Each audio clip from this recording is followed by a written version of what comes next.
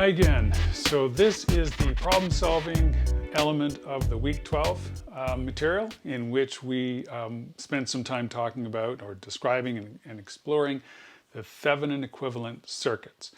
If you haven't seen the video on that, this won't make a whole lot of sense what we're going to do today, or at least a lot of it won't make sense. So please do watch that video first and have a look at the book chapter as well that goes with it.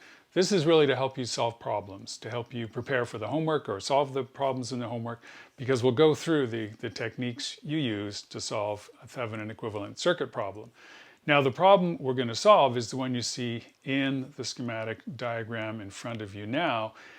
And you'll look at that and you'll say, I could solve that using the techniques we learned several weeks ago. You can use the standard nodal equations for the currents, the Kirchhoff's tours, and we can indeed solve that circuit for the current and voltage of interest. And that's all true. And we'll do that in this particular case. We'll walk through all those steps and I'll show you how to solve that using those techniques you've been getting pretty good at, I think, by now. But then we'll solve it using the Thevenin equivalent circuit. And I hope you'll see how much easier that whole process becomes by using this clever trick of replacing a good part of the circuit with a much simpler equivalent, which is also easier to calculate. That's the whole idea of Thevenin. We replace part of the circuit by a source that whose characteristics we could fairly easily calculate. And then you'll see that we get the same answer, which is, of course, what we should get. All right, so let's jump over to the computer and the iPad and we'll start solving the problem. Okay, this is the problem that we're going to be solving. You can see it laid out here, and it should look pretty familiar. It's a kind of problem that you've solved before, and our goal here is to solve for this value of I3. That's our unknown current, which is going through this resistor we're calling RL. There are two voltage supplies, V1, V2, and then R1 and R2 are resistors. And the values for those are over here. So it's a typical starting point for a problem like that. And just as typical, of course, we're going to jump right in with some Kirchhoff's tours. And first of all, though, we have to identify the other currents that we want to take under consideration. So we have I3 already, that's given to us in the problem. So we can have another current here which we're going to call I1 and have it pointed that way, and we're going to have an I2, and again randomly essentially pointed downwards. I can do whatever I want in terms of picking my current directions, but of course as soon as I do, then the plus and minus signs are given for me. So I have to use those in the proper way. So now I can look at the Kirchhoff's tours and figure out how to write from there. The Kirchhoff's tours are kind of obvious, if you will. This will be our KT1. Over here will be our KT2, just like we've been doing for the last few weeks, really. And so we can start to write down some of our equations here. So we'll have our KT1 equation here, and we'll have the KT2 equation over here, just like we usually do. So now we'll start with minus V1 plus R1I1 plus, going down now, the middle part, R2 times I2, and that's going to be equal to 0. And now on the right hand side we're going to do a loop where we have a minus we'll do it the other way, R2 I2 minus R2 I2, and then we have over the top a plus RL I3 plus our voltage V2, and that's going to be equal to 0. Okay, so now we can, oh, I see we left out a 1 there. Let's finish that up. It's I1. That's important to keep the subscripts clear. Okay, so that's where our starting point is, and now as usual we have a look and see where we are, and then we realize, oh, there's another equation I need to take into consideration, and of course that's the current equation. So I can see that the current's flowing into the node that I'm going to pick right up here, this node A. There's going to be an I1, and that will be equal to I2 plus I3, the way that I've drawn those.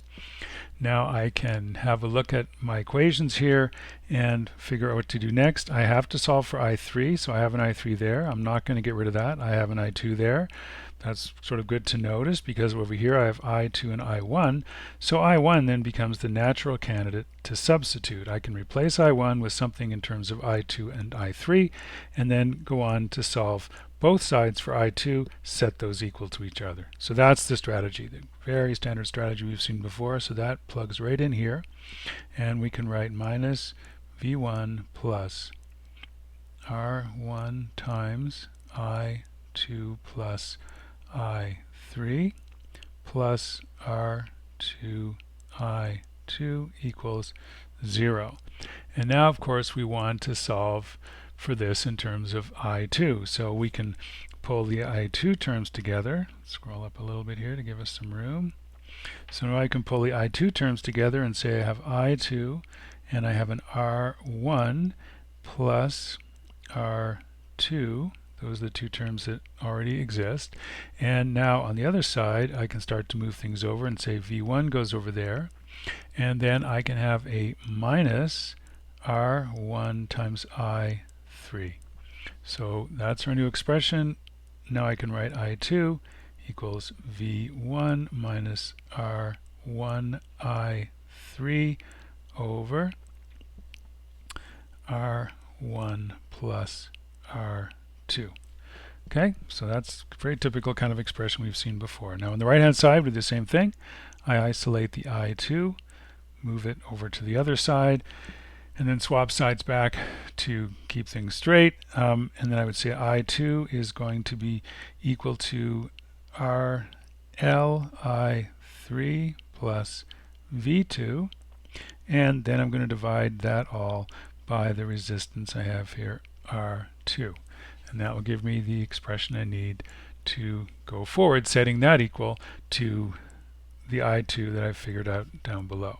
Okay, so that now, if I scroll up a little more, that now is going to allow me to move forward as usual and solve for the two expressions. So what I get a V1 minus R1 I3 over the R1 plus R2. So that was what we had on the left hand side, and I'm going to set that equal to V2 plus RL I3, and that will be over my simpler exponent R2. And these mechanics should feel pretty comfortable by now, where we take our V1 times R2 minus our, let's rearrange the order of things a little bit to keep the resistances together, R1, R2, and that's on the left hand side. Right hand side things are a little more complicated. I'm multiplying, cross multiplying again, and I'm going to get an let's do it again, let's change the order here. Let's say V2 times R1 plus V2 times R2 plus, and now I'm going to have R1, R1 times RL. So I'm going to R1, actually I'm going to leave this together because I know I'm going to want to separate out the I3 term. So let's leave that like that because I know I need to, like I say, to have my I3 term somewhat by itself. So on the left hand side, or now I can move my I3s together, the ones I've just isolated, and I can say, okay, now I have my I3 over here on the left, and I'm going to have from the right hand side, or actually I'm going to move everything over to be on the same side and write it all together, and I'm going to write R1 R2, and then I'm going to have from the other side R1 times R1 times RL plus R2 times RL. That'll be all equal to that, and then the terms I have left over from all this, I see I have a V1 R2 minus an what do I have left here? I have a V2 R1, and then I have a V2 R2. So that's the expression that I've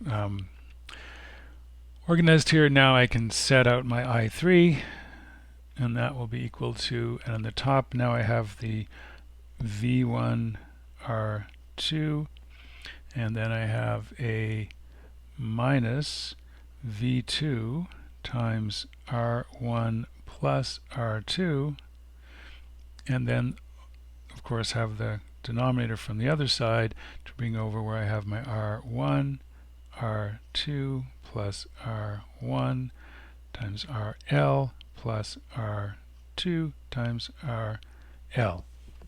Okay, so this is also a good time to do a bit of a unit check, because I have ohms here times volts, I have volts times ohms, and I have ohms squared on the bottom. So I'm going to have this, one of these ohms is going to cancel with this ohm, is going to cancel with one of these ohms, so I have volts over ohms, and that indeed is going to be equal to my current value, my amperes. So now I have my expression worked out, and now I can actually plug some numbers in here from my table, and I can say that my I3 is going to be equal to, and it's going to be 42 volts times 6 ohms there minus 35 volts times the sum of my two resistances, which are 12 plus 6. And then on the bottom, I'm going to have my 12 times 6 plus 12 times 3 plus 6 times 3. And if I do the math on that, I will find that that all equals minus 3 amps in this case. That's my current. So I have my expression for I3. And again, this should kind of feel familiar in that we've done this before, many times before. So now we're going to solve this problem again, but we're going to do it using the Thevenin equivalent circuit. And for that I need to draw my diagram again, my circuit diagram.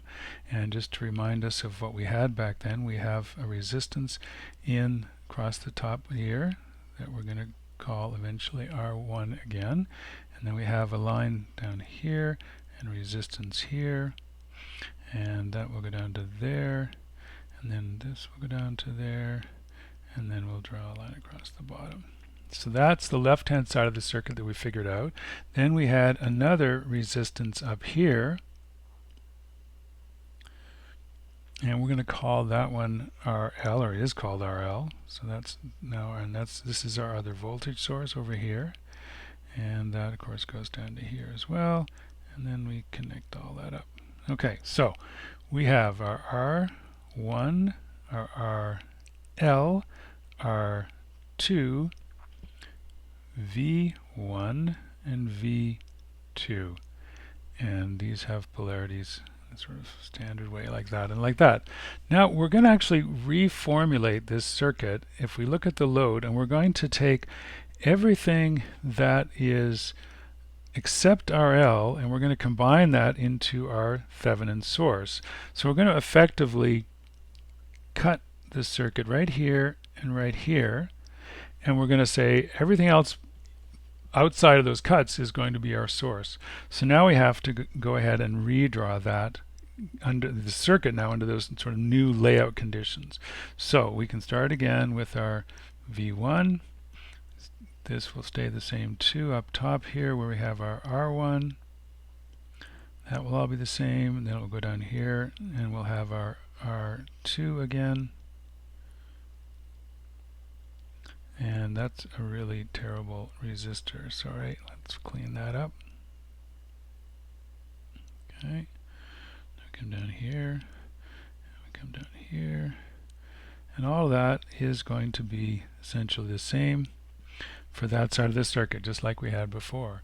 But now, while we have R1 here, we have R2 here, and we have V1 here. But now I'm going to take this load resistor, move it over to the right. I'm going to take this source and slide it around here on the bottom, and that will give me a circuit that looks a little bit different. It's going to look like I'm going to have a line going over here, and here I'm going to have that second voltage supply. So that And I'm going to do it such that that's minus and that's plus. It's important to keep the polarities the same, and that will be V2 as we had it before. And now across the top here, I'm going to draw a line to here, and then I'm going to have another line down here to here. And then we're going to draw our RL hanging out at the end here. Okay, that's going to be our RL. So that's RL. So we've taken those two x's you saw up there and just moved it around to the end. We sort of shifted this whole part of the circuit, kind of rotated around, but we end up with something that looks like this. And the x's now mark the difference, or the line between our Thevenin source, which is the left-hand part over here. So everything that's over here on the left, everything sort of along these x's, this whole area here, that becomes our Thevenin source. And on the right-hand side, we have our load. And so now we just have to find the equivalent Thevenin circuit to this. Now what does that look like? So let's now go to our new version of life here, and we're going to say that we want to find the equivalent circuit. So a Thevenin circuit always has a voltage supply and just a single Thevenin resistance. Okay, and so this whole thing that we had here before will just be replaced with this simple circuit, in which this is now the Thevenin resistance, or Thevenin voltage, excuse me, and it will still have the same polarity. And then up here we'll have the Thevenin resistance. So I'll have to figure those two out. And so these two x's mark the same spot as above, and then hanging on to that circuit we have the same load resistor that we had before. So that would be our RL. So now we've separated very obviously the Thevenin equivalent from the rest. Now the question is, how do we make this equivalence work? So how do we replace what we had up here with this Thevenin equivalent? And that again is going to be pretty straightforward in the end. So what we have to do, of course, is figure out first of all the open circuit voltage that we would have from this circuit here, and that is by definition our Thevenin voltage that we'll replace here with an actual value. So let's see how we do that. Okay, so we can now rewrite again the circuit diagram we had before. Our V1 source is still over here just like it was. That's still our V1 with our plus and our minus, and now we're going to redraw this in such a way that I hope the resulting structure becomes very obvious, because we're going to move that R1 around a little bit and place it here, and then we're going to have our R2 down here and have the whole thing go to here, and now this will connect with this. So now we have these two parts of the circuit together. And now we have another piece of the circuit that extends out here, and that's where that second voltage supply will eventually be connected. So we'll put our second source, our V2, out here. So that's V2. And it will have minus and plus just like we had before. Now this is our R1, this is our R2, and now we draw a line like this and another one like this, and that becomes the open circuit. So this is what we call our V open circuit for this particular circuit. And again, we assume plus or minus like this. Okay, so there are two ways we can solve this. So first of all, maybe let's compare back and forth again. So if we see what we had up here, that circuit with the V1 and R1 and R2, they formed a loop. They still form a loop. If we look at the V2, it's connected off the bottom of R2 at the same junction as we had down here between these two. If we go back here, we see this is still connected to that same point, the same junction here. And finally, we see that this line here, this segment out here, connects between R1 and R2, and that is the same line as we have here connecting between R1 and R2. So you may need to stare at these two configurations and convince yourself that they're the same, but they are functionally the same. I've just literally slid resistors around a little bit to make the whole story a little bit clearer, because hopefully you will be able to stare at that for a little while again and say, well, the voltage I have, and I'm going to call this voltage right here, oops, draw this again. I'm going to call this voltage right here, for lack of a better term, V6. Why not? So, so I have my V1 and my V6, and I have V6 and I have V2, and together they're going to combine to make the open circuit voltage. So, what is V6? Now, I can do this several ways, but the simplest way is to recognize that what I have here with my V1, my R1, my R2, I have a voltage divider.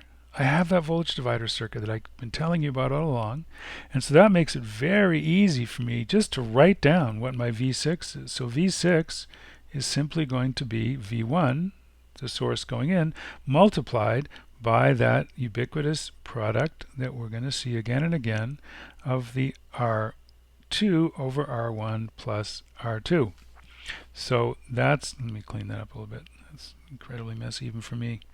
R2. Okay, so that's the voltage divider. And again, we've said before, we can have, if we had this voltage drop, that would be R1 over R1 plus R2. And because we care about this voltage drop, we have R2 over R1 plus R2. And again, you can derive that by doing a Kirchhoff's tour here, and you would find indeed the same answer the long way, but we're going to at least be a little bit smart and say that's what our V6 is. Now, we're still not quite out of the woods, and this is important to recognize as well, because we still have to do a Kirchhoff's tour, because V6 adds to V2. They come together in order to give us the total output voltage. So we're going to have to do a little Kirchhoff's tour right here. So that's going to be our Kirchhoff's tour. And we're going to then write this as our V2. And if we think about the current choice, we can do it different ways. But let's assume that we're going to have V6 be this positive voltage here and here. That's how our polarity is going to be, and that's how our voltage divider really worked out, that V6 had to be positive on top of R2 and negative below it. So now we have our V2 on the Kirchhoff's tour, then we have a minus V6. So we're not going to write that as I times R2 because we don't know that I. We don't need to know that I. We really just know that we need to know the voltage. And then as we come around and complete the circuit, we have a plus VOC.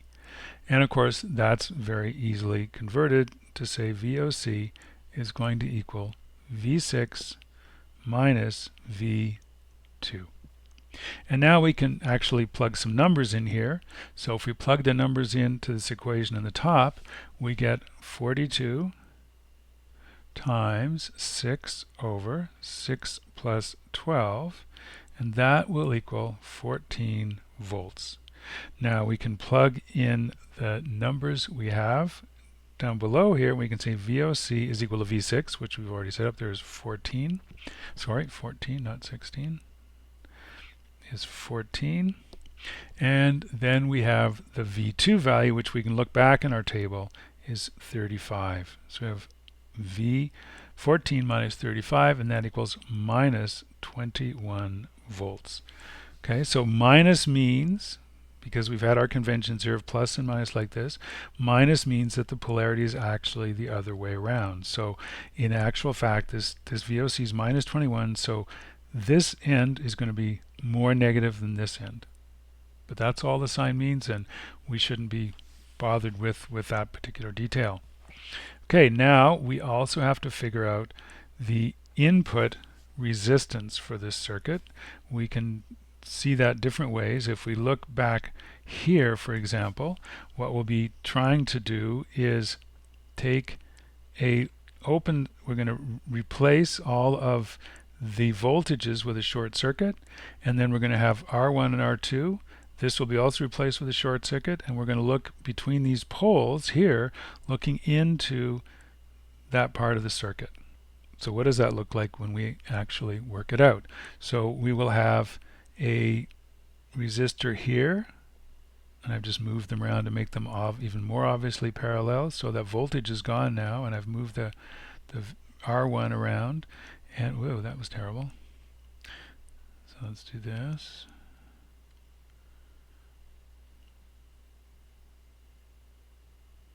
Okay, let's try it one more time.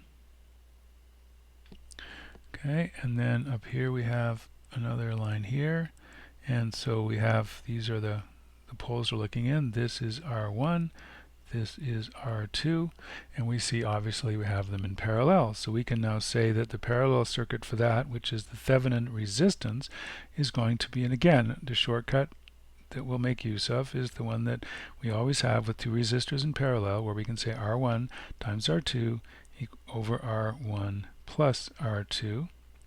And we can actually put numbers in this. We're at the stage where we're pretty close to being done. So we can say 6 times 12 over 6 plus 12, and that will turn out to be 4 ohms. So now we have in fact, let's assume we got a little more accuracy here. Well, it doesn't really matter. Let's say 4 ohms. Okay, so now we have our Thevenin resistance and we have our Thevenin voltage, and so we can write down the new circuit that we have with all those values. So let's put it all together again. So again, we have over here what has now become our Thevenin equivalent voltage, and across the top here we're going to have our Thevenin equivalent resistance, and that now replaces everything that used to be to the left of that circuit. And we're going to have our V Thevenin here and our R Thevenin here. Those are the two crosses we had before.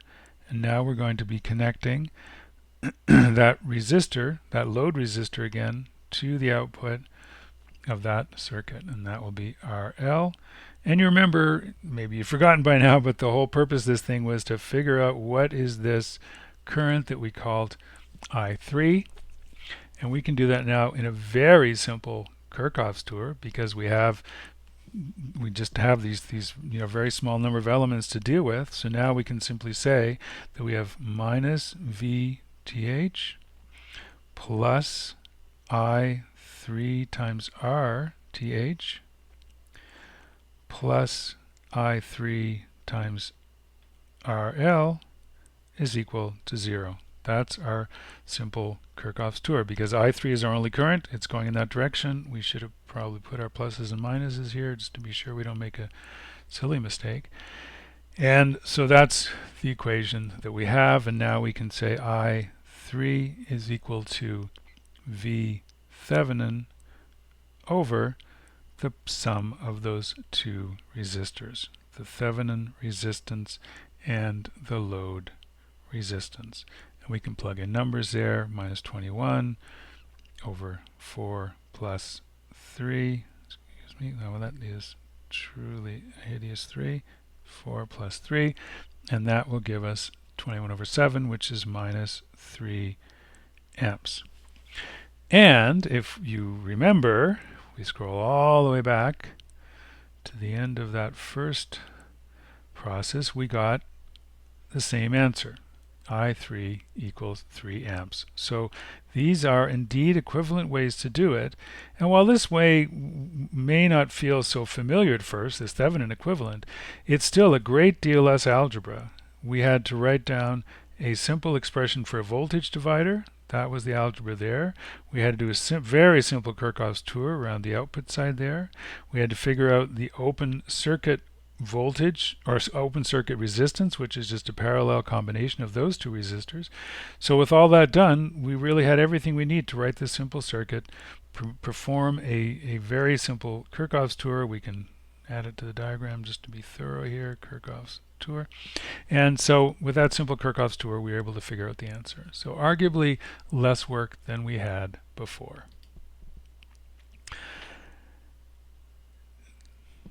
And that's the solution that we have for that particular problem. That's how we work out the Thevenin equivalent circuit and how we use it to solve a problem that we could have solved using our regular tools, but we were able to show that indeed it yields the same answer. So hopefully that's an example you can use as you go through the homeworks and apply the same techniques, the same moves to those, and get a little practice finding these Thevenin equivalent circuits and using them in order to save time, reduce errors, do all those things that we like to do with our problem solving. So that's it. Thanks. Bye-bye.